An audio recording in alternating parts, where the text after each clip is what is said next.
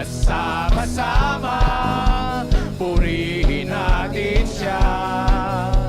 Halina't sama-sama, awitan natin siya.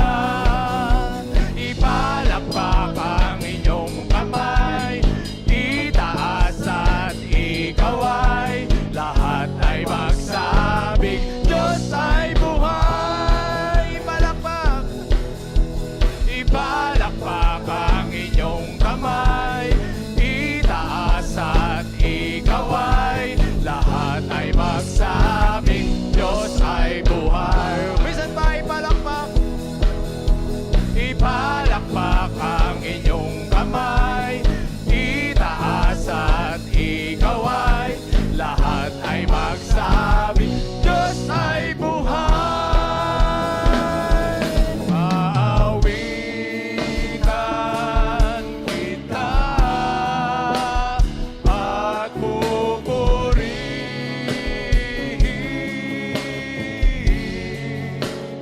Panginoon.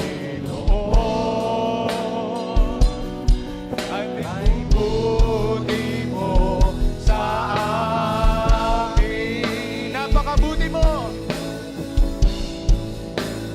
Napakabuti mo,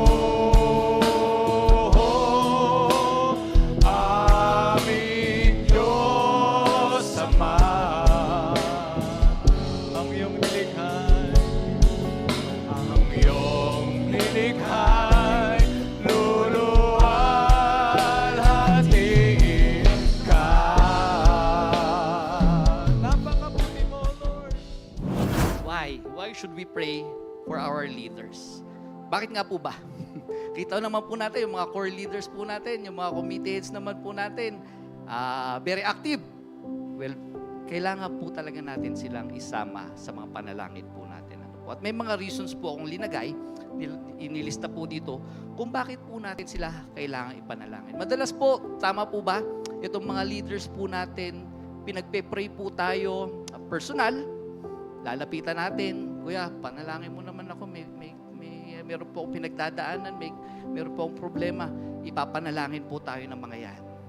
At hindi nyo po alam, kapag may sa mga quiet time po nila, sa mga quiet time po namin, isinasama namin po kayo sa mga panalangin po namin. And even sa aming monthly core and heads meeting, lagi po namin kayo sinasama sa panalangin. Ano po? Ang question po is, kayo po ba?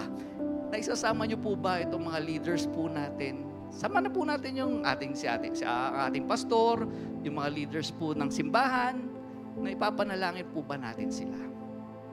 Amen. Very good po kung ganun. Pero kung hindi po, we encourage you, I urge you po mga kapatid, isama po natin sila sa mga panalangin po natin. Ito po yung mga reasons kung bakit ano po. Bago po yan, hayaan nyo pong i-share ko po sa inyo itong Hebrews 13:17 na sabi po dito, obey your spiritual leaders and do what they say. Their work is to watch over your souls and they are accountable to God. Give them reason to do this with joy and not with sorrow. That would certainly not be for your benefit. Dito po, why should we pray for our leaders? Una po sa listahan ko, our leaders carry heavy responsibilities. Totoo naman po. Sabi po kanina sa verse, ang mga leaders po natin, sila po is hindi lang po accountable kay pastor, hindi lang po accountable kay Sir Oyet, sila po is lalong-lalo na accountable sa ating Panginoon. Pangalawa, leaders have limitations. May limitations din po kami. Tao rin po kami. Tao rin po yung mga leaders po na. Pangatlo pong reason, bakit natin sila kailangan panalangin? Our leaders also have spiritual battles. Sa akin po, ito pong number one reason. Lagi po yan, hindi nyo po nakikita, behind the scenes, ito po mga leaders po natin, sila po yung numero uno sa listahan ng kaaway para atakihin. So may mga problema rin po kaming kinaharap.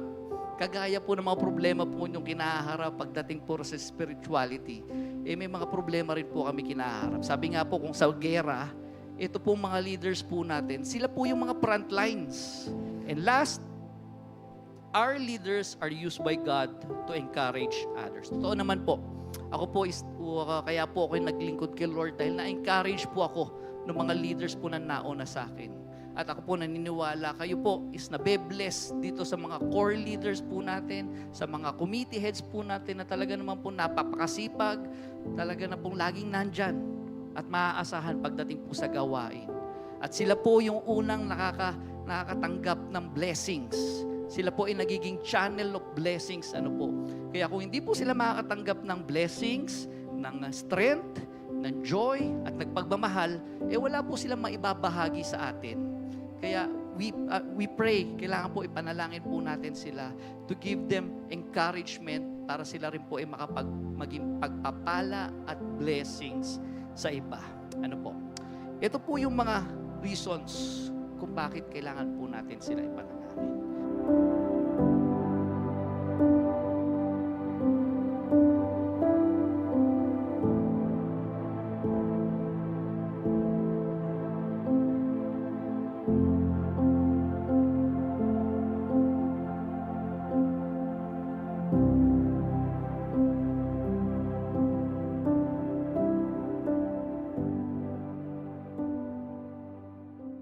O Diyos, sa kabutihan mo, ako'y naririto upang magpuri sa iyo.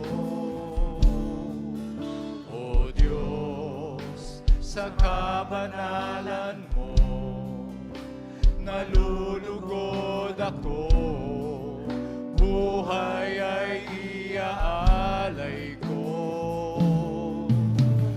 Ikaw lamang ang nagtiwala sa akin, O Diyos, di kita bibiguin. Magtatapat sa'yo, maglilingkod ako, O Diyos, kay buti mo. Minsan ba? Prayer for mentors and workers. So same reason po kung bakit po natin kailangan panalangin yung mga leaders po natin. Applicable rin po sa kanila ito. So yung mga mentors and workers, ito po yung mga mentors, sila po yung nagko-conduct ng mga C2S. Sila po yung nagpupunta sa mga bahay-bahay ng mga mentees at nag-share ng Word of God through C2S devotions. At yung mga workers po natin, sila po yung mga nakikita nyo po sa BTS, yung mga hindi pa po mentors pero naglilingkod na kay Lord sa mga kanilang mamunting pamamaraan. Sila po yung mga workers po natin, yung mga nasa BTS, yung mga nasa Foodcom, sa media team. So sila po yun. Sila po naman po yung ipapanalangin natin ngayon, susunod po nating part. Ano pa po ba yung mga pangangailangan nitong mga mentors at mga masisipag po nating manggagawa ng ating Panginoon? Para po sa akin, ito po yung pumasok na word po sa akin. Character. So, kailangan po ma-develop ang mga character na nanggagaling kay Lord para po sa mga mentors and workers po natin, na naaayon sa kalooban ni Lord para po sila patuloy na maglingkod kay Lord.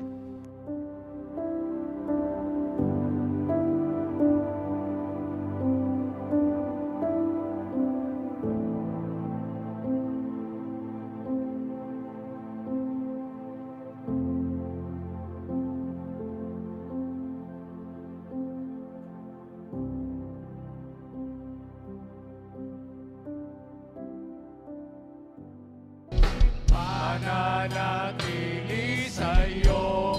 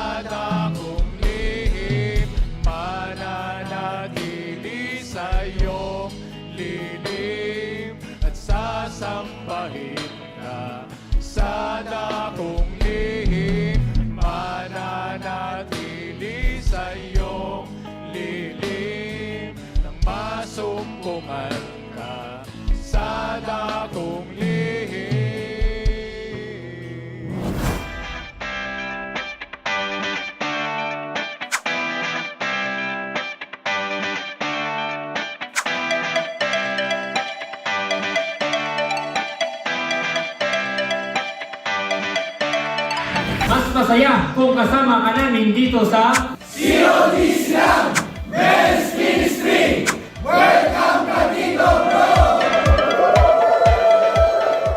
Kung napanood mo ang video na to at umabot ka hanggang dulo, inaaniyahan ka namin bro.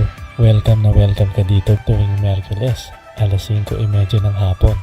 Kita-kits tayo bro!